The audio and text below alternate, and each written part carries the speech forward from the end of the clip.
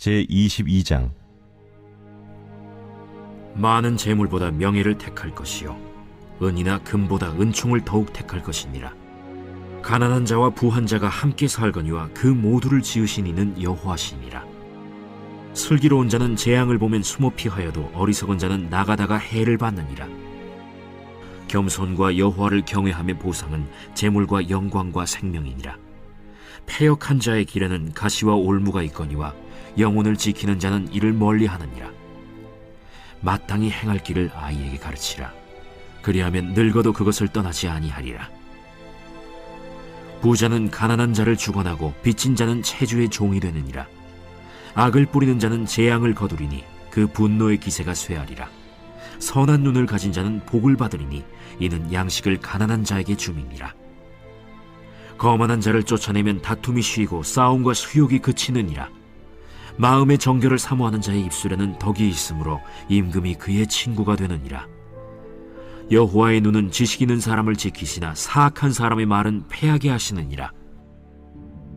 게으른 자는 말하기를 사자가 밖에 있은즉 내가 나가면 거리에서 찢기겠다 하느니라. 음녀의 입은 깊은 함정이라. 여호와의 노를 당한 자는 거기 빠지리라. 아이의 마음에는 미련한 것이 얽혔으나 징계하는 채찍이 이를 멀리 쫓아내리라.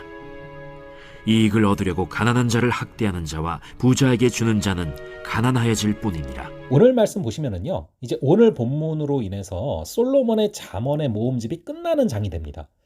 그러니까 오늘 본문에서는 지금까지 살펴봤던 여러 주제들이 한꺼번에 제시되고 있는 듯한 느낌을 받게 되는데요. 이것을 통해서 솔로몬의 잠언에 나타난 몇 가지 큰 주제를 명확히 정리해 볼 수가 있습니다. 우선 첫 번째로 1절과 2절 그리고 7절부터 이어지는 내용들을 통해서 우리가 확인할 수 있는 것은 바로 돈에 관한 원칙들입니다.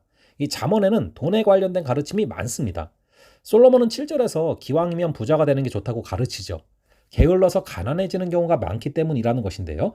잠언은 게으른 자를 경계하고 게으름에서 벗어나 열심히 일해서 재물을 모으라 라고 13절에서 가르칩니다. 그러나 재물을 얻기 위해서 명예와 은총을 버린다라거나 가난한 자를 학대하고 부자에게 뇌물을 바치는 등의 불의한 방법을 취하는 것은 아주 어리석은 행동임을 16절에서 경고하고 있습니다. 결론적으로 게으름을 버리고 정직하게 열심히 일해서 재물을 모으되 가난한 자들 역시도 하나님 앞에서 존귀한 자들임을 인정하고 선한 마음으로 가난한 자들을 도울 줄 아는 자가 하나님의 마음에 합한 이상적인 경제 생활을 하는 사람이라는 것입니다. 우리 모두 이러한 은혜가 있기를 바랍니다. 자, 이어서 3절, 4절 그리고 6절로 이어지는 내용에 보시면은요, 이 겸손함과 거만함에 대해서 강조하고 있습니다.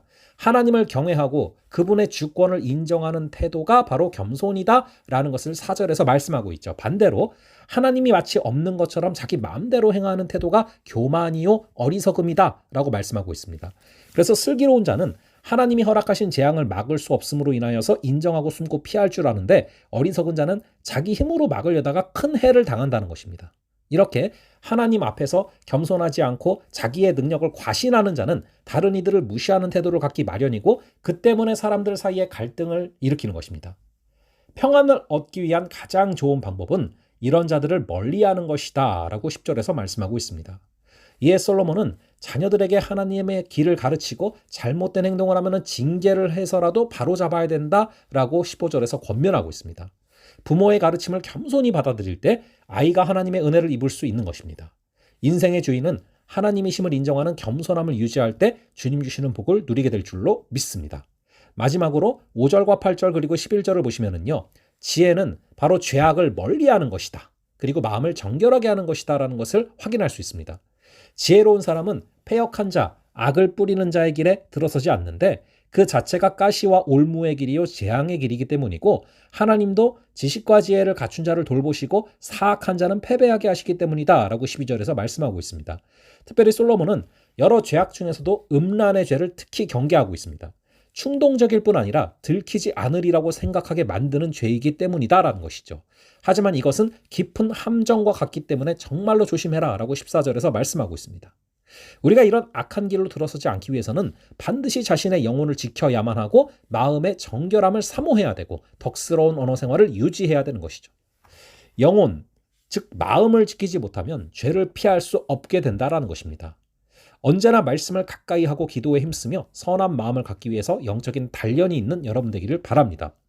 이 잠언의 가르침이야말로 우리가 살아가는데 결코 잊어서는 안 되는 피가 되고 살이 되는 지혜입니다. 우리가 이 가르침을 그저 알고 있는 것이 아니라 이것을 실천해낼 수 있다면 모든 사람이 우리를 부러워할 뿐 아니라 닮고자 할 것입니다.